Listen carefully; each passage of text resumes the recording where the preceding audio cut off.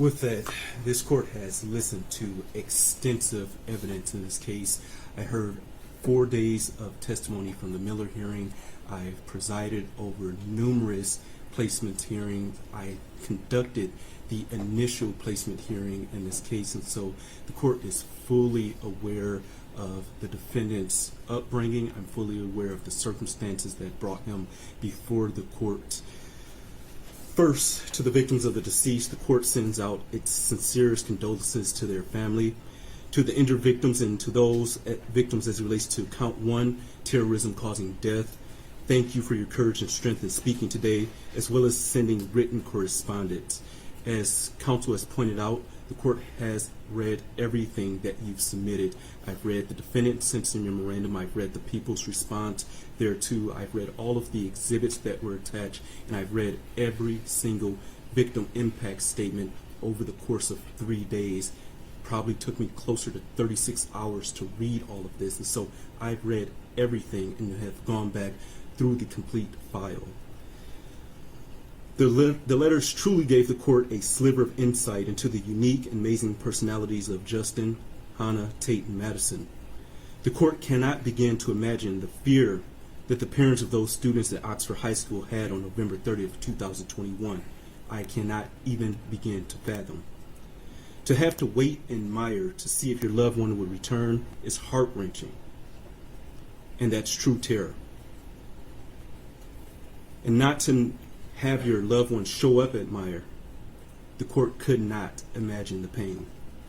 I know that whatever sentence the court imposes will not bring your loved one back or cure the mental anguish or lifelong physical scars that some of you have.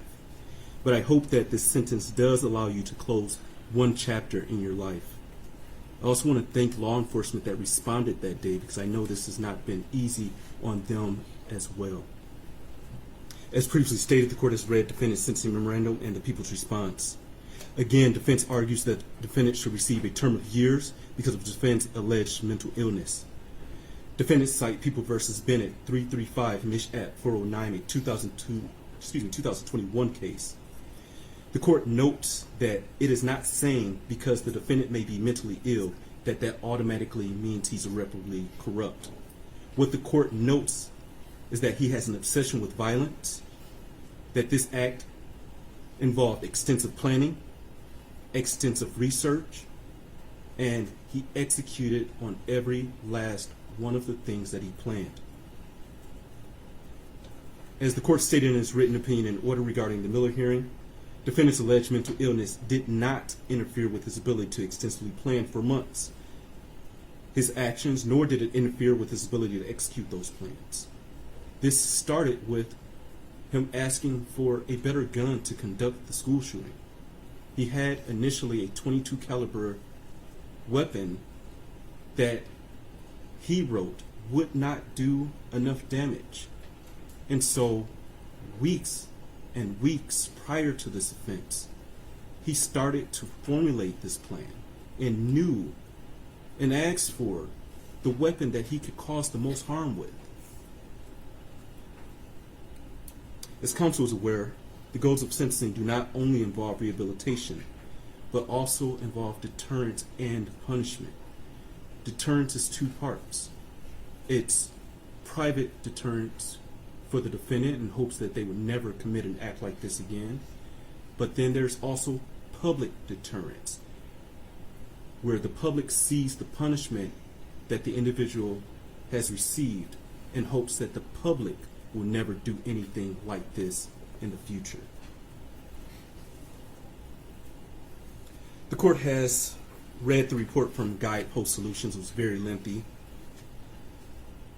Respectfully, the court does not find this report to be mitigating in this case. The report simply points the finger at Oxford Public Schools. While the court agrees that more possibly could have been done, that issue is not properly before this court. We are here for sentencing based upon the defendant's actions, not the alleged shortcomings of others. As the defendant pointed out himself, he took responsibility. And he himself is not asking this court for a term of years. The court cannot underscore defendant's extensive planning and execution in this case enough. He practiced shooting at a gun range. He practiced racking and unracking the gun. And on November 30th, 2021, he could have chosen not to conduct the school shooting. When his parents were called to the school on that morning for his drawings, he could have said something then. He had a gun in his backpack at that time. When the school counselor advised the parents to please get him help within the next 48 hours, he could have stopped then and simply accepted the help that was going to be offered for him. Because according to the reports, his mother said that she'd get him the help. He could have changed his mind. Unfortunately, after shooting the first person, Phoebe Arthur, he could have changed his mind at that point. But he didn't. He continued to walk through the school, picking and choosing who was going to die. As the defendant said in his own words, this is nobody's fault but his own. He stated this afternoon that with help, that probably would not have stopped him. That is absolutely concerning to this court. The court apologizes to the victim for the bluntness, but defendant shot and killed Justin Schilling at point blank range after having him get down on his knees in front of another student. He shot Hannah, who was already shot once before. He walked up to her to finish the job by shooting her again. That is an execution. That is torture. He shot most people multiple times. And as he wrote, he did this for notoriety.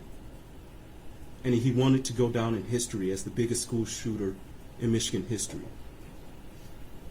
The court cannot ignore the deep trauma defendant caused to the state of Michigan, but in particular the Oxford community. The court simply cannot ignore that. The court notes that teachers and students returned to Oxford High School after this tragic event.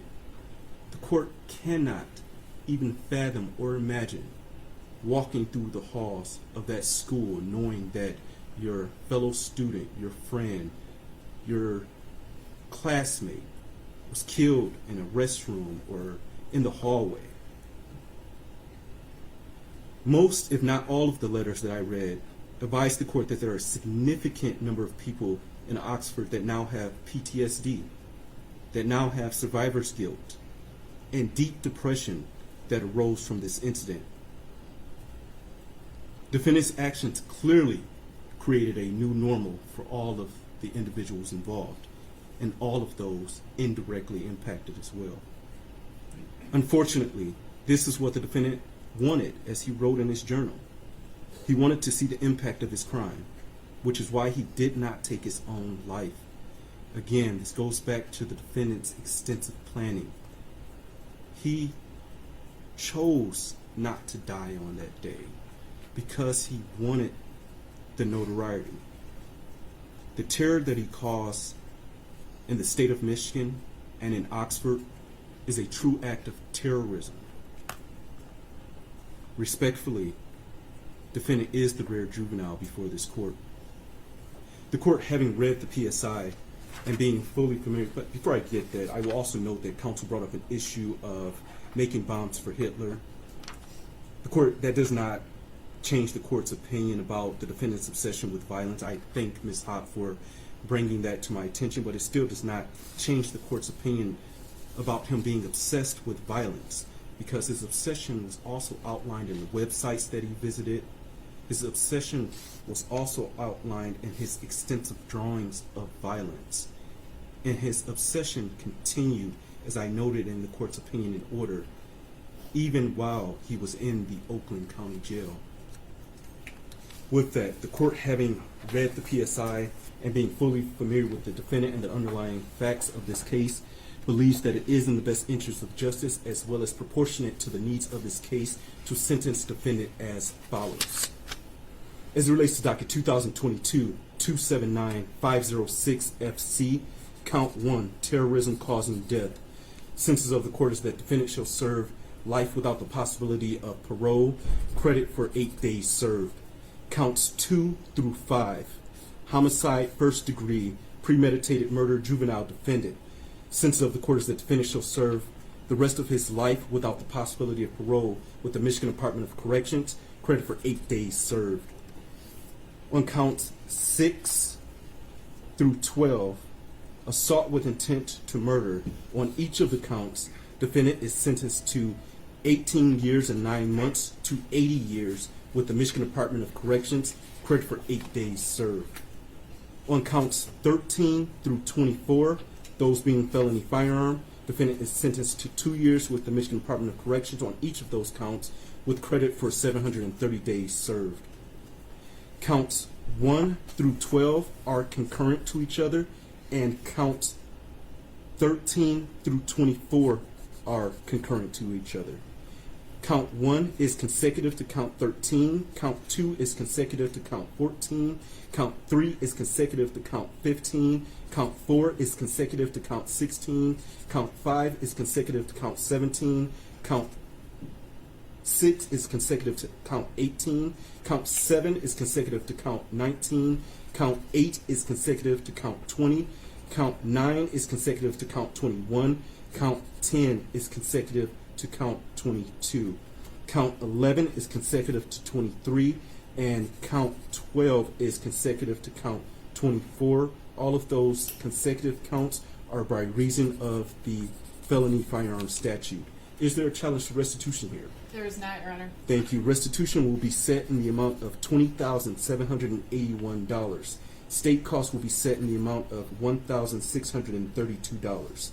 You are not to have any contact with Oxford High School or enter Oxford High School.